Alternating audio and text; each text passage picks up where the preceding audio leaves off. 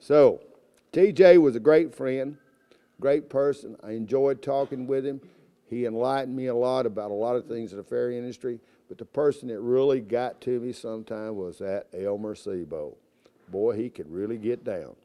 So I kindly miss Elmer, and we'll talk about Elmer Sebo because just about everybody here knows Elmer.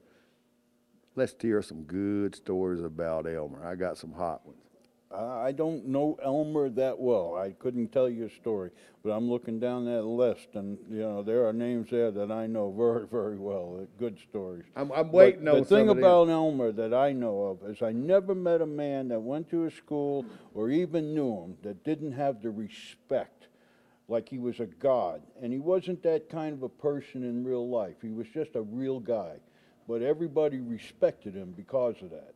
And I think that's what made him so great, is he never tried to blow the smoke. He didn't want to be the upper echelon guy. He was a regular guy, and anybody could learn from him. And I think that's probably his best tribute behind him, is that everybody that ever went to school with him left there and went on.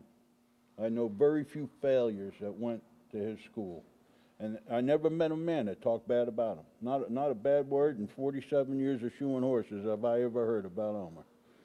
Elmer Sebo was somebody that I did a lot of clinics out there at the school, met John Marino there. But the guy over here to the right of me, he went to Elmer's school, and he had a 2-week school, just 2 weeks. But very few people graduated. So tell us a little bit, Bronny, about Elmer. Well, he was sort of the boss of the place out there.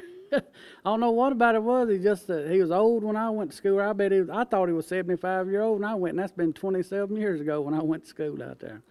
But when he come around, things just straightened up, and he'd help you. You could ask him a question, he'd go out of his way to help you and all, but he meant business on it. There was 26 of us enrolled in school for a 2-week course.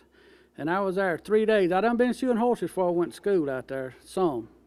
And I was there for the 3rd day, and he come out there that morning, he done got to call me Georgia Whirlwind. Because he said, every time I turn around, you spin like a whirlwind, going here and yonder. I said, well, I'm trying to learn all I can learn in my 2 weeks. And I think it was the 3rd day I was there. We went up there that morning, he come out there, and he done his finger like that, and he said, come here, Whirlwind. I thought, uh-oh, what have I done now? So we got in his little truck, and we drove up to the top of the hill, and he had his barn up there with his horses in it. And there was about 16 stalls down through there, and every horse in there was a stallion.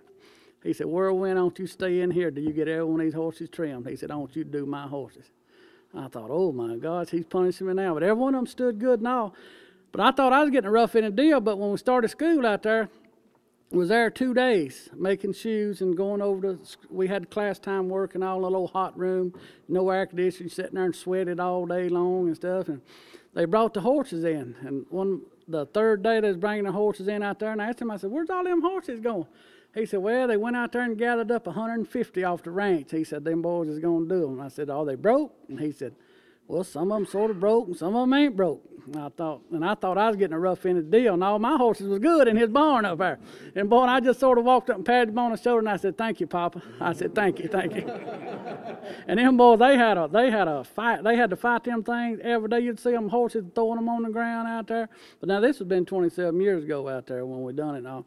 But there was 26 or 27 of us enrolled the first day, and at the end of the 2 weeks, 2.5 of us graduated out of the 26 up there. The reason the half one was you had to have your horse, you had to have 2 feet shod, graded, and passed, and you had to make 2 handmade shoes. Well, this guy done the good horseshoeing. He had 1 good shoe made, but he didn't get the other one done.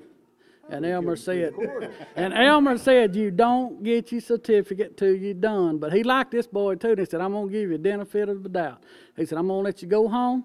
You got 4 days to have that shoe shipped back to me right here, and I'll send you a certificate to you. And then I went out there with Ralph. We went on a trip. We went by there one day, and I asked him about it. And he remembered me, didn't he? Yeah. When we got out there, I mean, I done gained about, 60, 70 pounds, done got fat and all this. But he remembered me. And he hadn't seen me in 15, 16 years when I went out there with Ralph. And when I walked up to him, he remembered me just right off the bat. I mean, and I don't see how he could do all that, as many people that he sees and all. But he was a tremendous fella. He was.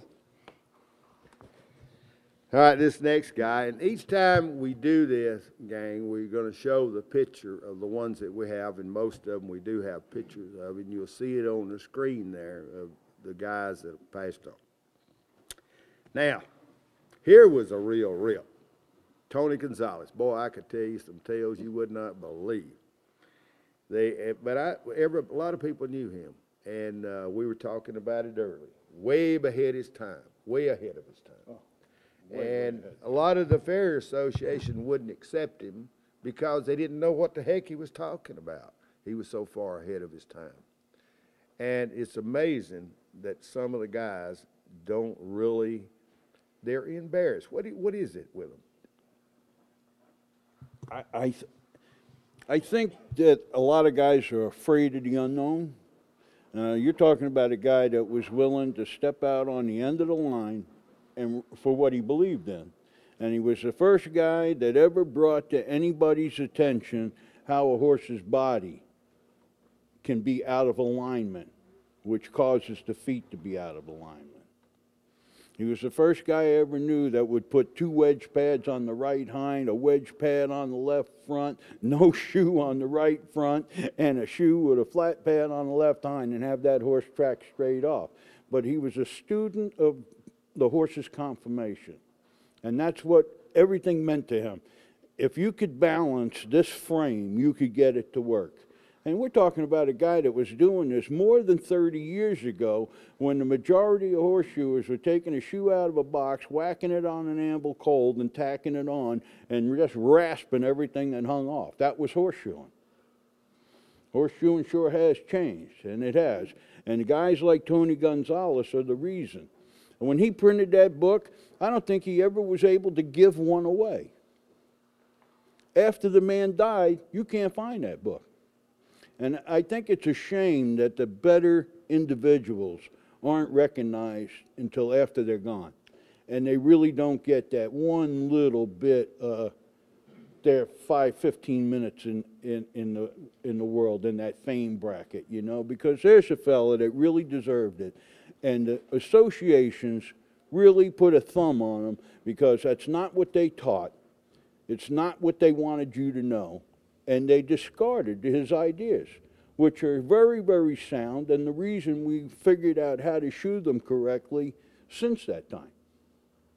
And to me, he was an amazing fellow, a real quiet fellow. I mean, he was never a braggart or anything, but when he spoke, if you understood confirmation at all, you never left this guy's side. And then everybody else that wasn't interested in confirmation, they wouldn't even go over and talk to the guy. And it's a shame how much knowledge he had to pass on that was never gathered up and used. You know, I think that was a tremendous waste. And I'm glad that somebody remembers him.